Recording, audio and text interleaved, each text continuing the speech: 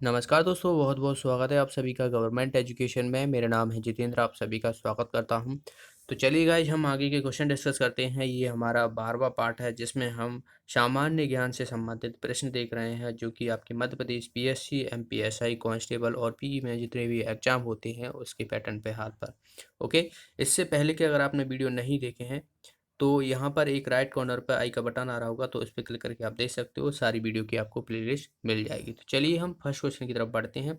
तो पहला क्वेश्चन है कि निम्न में से मध्य प्रदेश के किस जिले में न्यूनतम जनसंख्या वाला जिला है।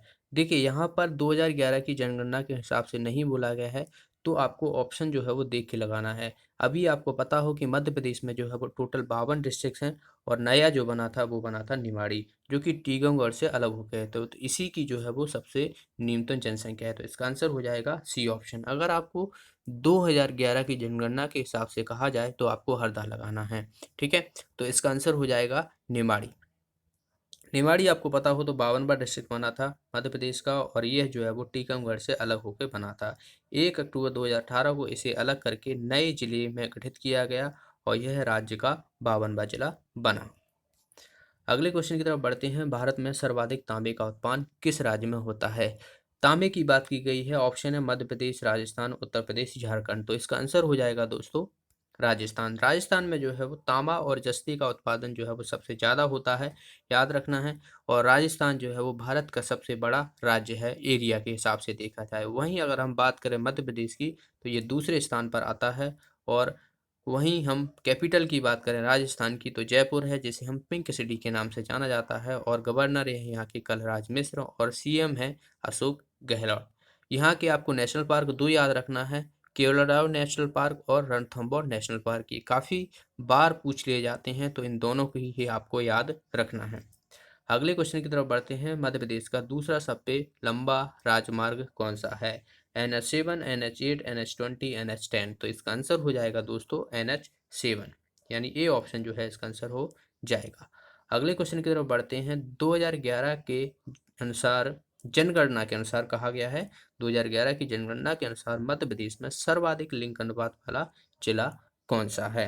ऑप्शन है भोपाल, इंदौर, बालाघाट, जबलपुर। तो इसका आंसर हो जाएगा दोस्तों बालाघाट। बालाघाट जो है आप देखोगे यहाँ पर, ये साउथ वाला जो क्षेत्र है, पूर्वी दक्षिणी वाला है, तो यहाँ पर जो है वो कॉर्नर पर जो है वो बालाघाट स्थित है। तो इसी की जो है वो सबसे ज़्यादा जनसंख्या है। वहीं हम बात करें तो भोपाल का जनसंख्या घनत्व सबसे ज़्यादा है, इंदौर में जो है वो सबसे ज़्यादा जनसंख्या है, और जबलपुर की बात करें तो साक्षरता दर जो है वो सबसे ज़्यादा जबलपुर की है।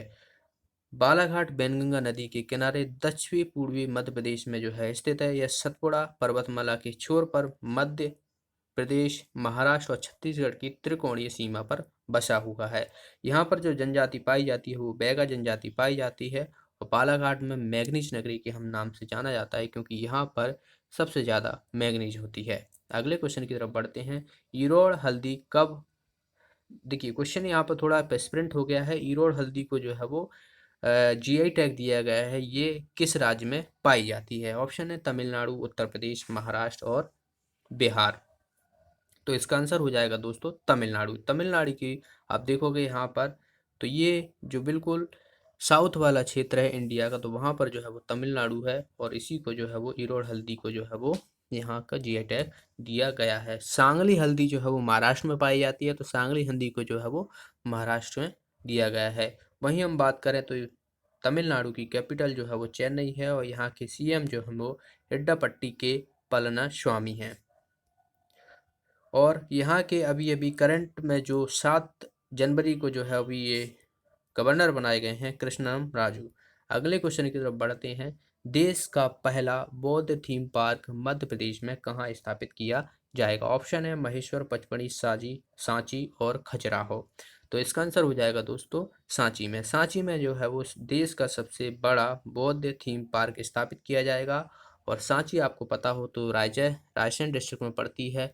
और सांची के स्तूपों का निर्माण जो है वो सम्राट अशोक के द्वारा करवाया गया था। सम्राट अशोक के करीबन जो है वो 86,000, करीबन 84-86,000 जो है वो सांची स्तूपों का निर्माण जो है वो अलग अलग जगह करवाया गया था। सांची जो है वो 1989 में यूनेस्को की विश्व धरोहर में भी शामिल किया गया था सांची को, तो ये भी आपको याद रखना है। अगले क्वेश्चन की तरफ बढ़ते हैं। भारत की पहली hot air balloon wild life safari Madhya Pradesh के किस राष्ट्रीय उद्यान में जो है वो शुरू की है? तो इसका आंसर हो जाएगा दोस्तों बांधवगढ़ राष्ट्रीय उद्यान में। बांधवगढ़ राष्ट्रीय उद्यान में जो है ये शुरू की गई है और बांधवगढ़ राष्ट्रीय उद्यान मध्य प्रदेश के उमरिया में पड़ता है। तो याद रखना है, इसकी स्थापना जो है वो 1968 में हुई और इसको जो है वो राष्ट्रीय उद्यान के रूप में बना दिया गया था। यहाँ पर सबसे ज़्यादा जो बाघों का घनत्व है मध्य प्रदेश में वो बांधवगढ़ राष्ट्रीय उद्यान में ही है और यह 32 पहाड़ियों से घिरा हुआ है। तो इम्पोर्टेंट क्वेश्चन आपसे पूछ लिया जाता है कि ऐसा कौन सा राष्ट्रीय उद्यान है मध्य प्रदेश में जो 32 पहाड़ियों से घिरा हुआ है, तो वो है बांधवगढ़ राष्ट्रीय उद्यान। वहीं हम बात करें तो वन विहार राष्ट्रीय उद्यान जो है ये भोपाल में है, कान्हा है जो है ये मंडला में पड़ता है, सतपुड़ा जो है ये होशंगाबाद में पड़ता है।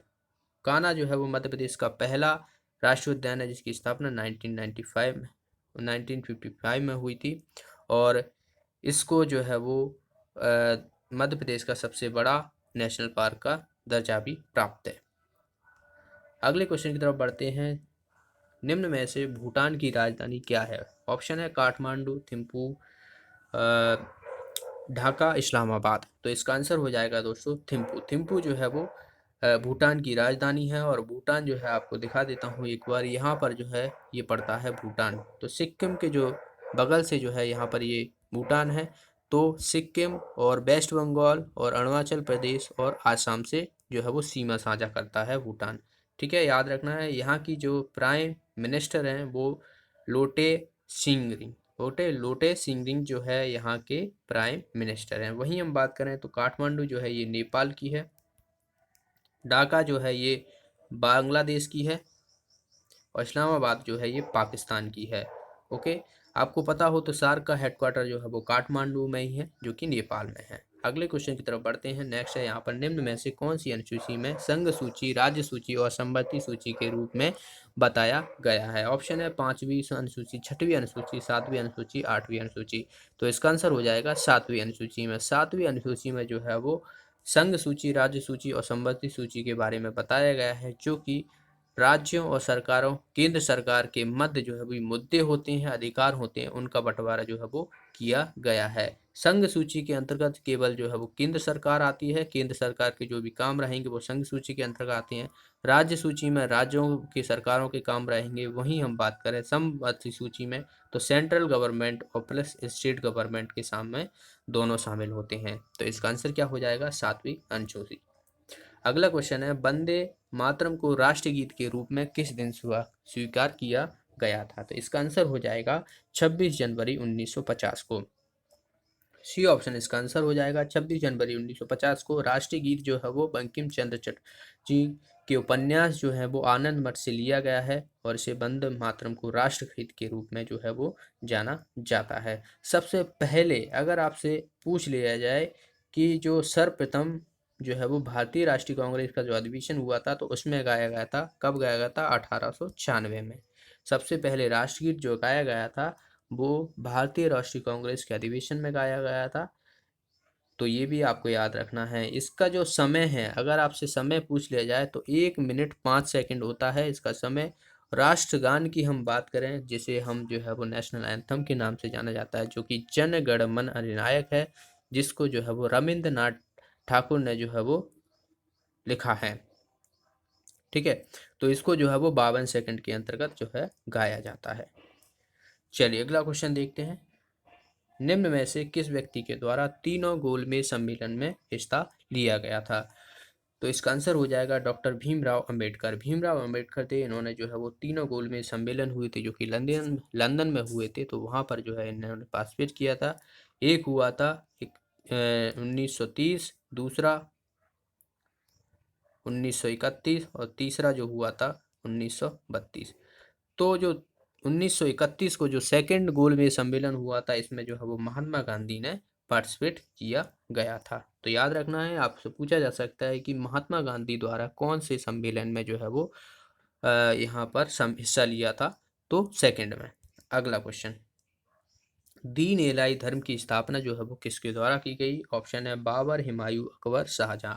तो इसका आंसर हो जाएगा दोस्तों अकबर। अकबर के द्वारा जो है वो दीन इलाही धर्म की स्थापना की गई थी और इस धर्म को मानने वाला एकमात्र हिंदू जो कि बीरबल था। ओके, तो याद रखना है अकबर के काल में जो है वो सेकंड जो पानीपत की लड़ाई है वो हुई थी 1556 में, जो कि हेमू और बात की जाए तो बैरम खान, तो बैरम खान की जीत हुई थी क्योंकि वो जो है वो अकबर की सेनाओं का जो है वो गाइड कर रहा था। वहीं हम बात करें तो बैटल ऑफ हल्दीघाटी हुआ था जो कि 1576 में हुआ था राणा प्रताप और मान सिंह के बीच। तो इसमें भी जो है वो अकबर की जीत हुई थी और दीन इलाही धर्म से जो स्थापना हुई थी रिलीजन के खिलाफ, रिलीजन में, तो ये जो है वो 1581 में जो है इसकी स्थापना की गई थी। चलिए अगला क्वेश्चन देखते हैं। भोपाल जिस जिला बनने से पहले जो है वो किस जिले की तहसील हुआ करता था? ऑप्शन है रायसेन और विदिशा, होशंगाबाद, सीहोर। तो ये जो है वो सीहोर जिले का जो है वो हिस्सा हुआ करता था। तो मैं आपको बता दूं तो यहाँ पर देखिए ये है सीहोर, ये है भोपाल। तो आपको एक क्वेश्चन याद होगा कि भोपाल शुगर मिल जो है वो कहाँ पर है, तो ये दरअसल सीहोर में पड़ती है। तो ऐसे भी आप थोड़ा ट्रिक करके याद रख सकते हो। तो अब देखिए भोपाल जो है यहाँ पर है, मध्य प्रदेश की राजधानी है और ये जो है वो किससे गुना से टच करता है? राजगढ़ से और सीहोर से, रायसेन से और विदिशा से। चलिए अगला क्वेश्चन देखते हैं। मध्य प्रदेश में सड़कों से जुड़े ग्रामों की संख्या लगभग कितनी है? तो इसका आंसर हो जाएगा दोस्तों 49,000। तो बी ऑप्शन इसका आंसर हो जाएगा। अगले क्वेश्चन की तरफ बढ़ते हैं। मध्य प्रदेश के किस क्षेत्र में एवेस्टेस प्राप्त होता है? ग्वालियर क्षेत्र, बुंदेलखंड क्षेत्र, झाबुआ क्षेत्र, मालवा क्षेत्र। तो इसका आंसर हो जाएगा झाबुआ क्षेत्र। तो झाबुआ क्षेत्र में जो है ये पाई जाती है और झाबुआ में जो है वो एक कड़कनाथ मुर्गा जो है वो पाया जाता है जिसे जीआई टैग दिया गया है जो कि काले कलर का होता है। अगले क्वेश्चन की तरफ बढ़ते हैं। जिमैक्स 2020 भारत और किस देश के बीच संयुक्त सैन्य अभ्यास किया जाता है? रूस, अमेरिका, जापान, चीन।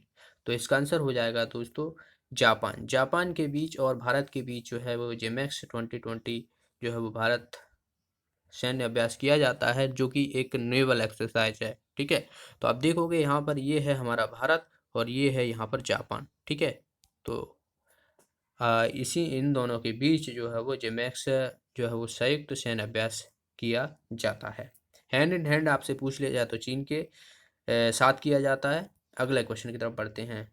बाकी आप यहाँ पर जो जापान की कैपिटल है वो टोक्यो है और यहाँ की करेंसी जो है वो येन है और यहाँ के प्राइम मिनिस्टर जो है वो योशो हिंडे सुगा। ओके, योशो हिंडे सुगा जो है यहाँ के जापान के प्राइम मिनिस्टर हैं। अगले क्वेश्चन की तरफ बढ़ते हैं। महारानी लक्ष्मीबाई की समाधि जो है कहाँ पर है? तो बहुत ही आसान क्वेश्चन है, इसका आंसर हो जाएगा जबलपुर। सॉरी ग्वालियर। ग्वालियर में जो है ये महारानी लक्ष्मीबाई की समाधि है। तो आप देख सकते हो ये जो है वो इसकी समाधि है इनकी।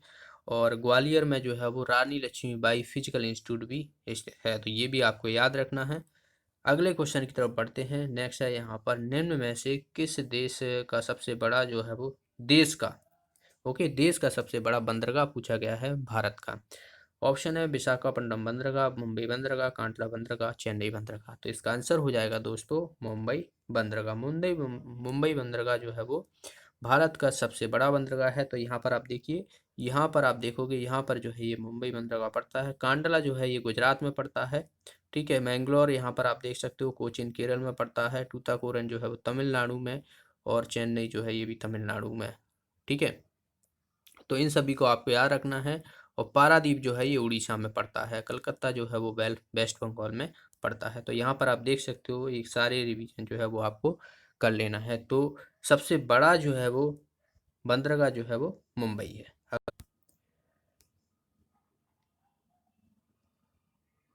चलिए नेक्स्ट क्वेश्चन देखते हैं। नेक्स्ट क्वेश्चन की बात की जाए तो क्षेत्रफल की दृष्टि से मध्य प्रदेश से जो है वो भारत में कौन सा स्थान प्राप्त है? तो बहुत ही आसान सा क्वेश्चन है, ये मैंने इसी वीडियो में बताया था। तो इसका आंसर हो जाएगा दोस्तों सेकंड। दूसरे नंबर पर जो है वो मध्य प्रदेश आता है, पहले नंबर पर राजस्थान आता है।